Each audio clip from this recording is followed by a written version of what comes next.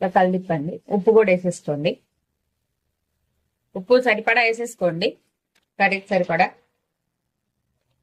ఇక కలిపి మగ్గిన తర్వాత ఉప్పు కారాలు వేసుకుందాం. ఇవన్నీ మంచిగా కలిపాను. కలిపిన తర్వాత మూత పెట్టి కాసేపు మగ్గబెడదామండి. కొంచెంసేపు మధ్య మధ్యలో చూసుకుంటుండండి. మగ్గిన తర్వాత నెక్స్ట్ ప్రాసెస్ చూద్దాం. చూసారు కదా, కొంచెం మగ్గింది. ఇంకా కొంచెం మగ్గాలండి. కొంచెం వాటర్ పోసుకుందాం ఉడకటానికి. నేను ఆల్రెడీ ఇందాక పోసానండి. ఇంకొంచెం నీళ్లు పోసుకొని త్వరగా మగ్గిద్దండి. ఇంకొంచెం నీళ్లు పోసుకొని మళ్ళీ కొంచెం మగ్గబడదాం. కారం వేసుకుందామండి. కొంచెం వేసుకున్నా, సరిపడా కారం వేసేసుకోండి. కొంచెం గరం మసాలా, కొత్తిమీర వేసుకుందాం. వేసుకొని కలిపండి.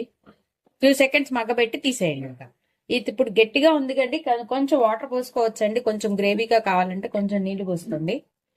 నీళ్ళు పోసుకొని కలుపుకోండి. ఇలా గ్రేవీ వస్తుంది. ఇంకొంచెం పడతాయండి, పోస్తున్నాను నేను. ఏం కాదండి, పోసుకోవచ్చు. గ్రేవీగా వస్తుంది. కారం గరం మసాలా వేసాం కదా, అందువల్ల కొంచెం సేపు మగ్గబెట్టి ఇంకా తీసేయటమేనండి. చూసారు కదా, మంచిగా ఉడికిపోయింది. చాలా కమ్మటి వాసన వస్తుందండి. ఇంకా అంతే, టమోటా కర్రీ రెడీ అయిపోయింది. ఈ వీడియో కనుక మీకు నచ్చినట్టయితే ప్లీజ్ లైక్ చేసి, షేర్ చేసి, సబ్స్క్రైబ్ చేసుకోండి. Thank you for watching Shravya's recipes.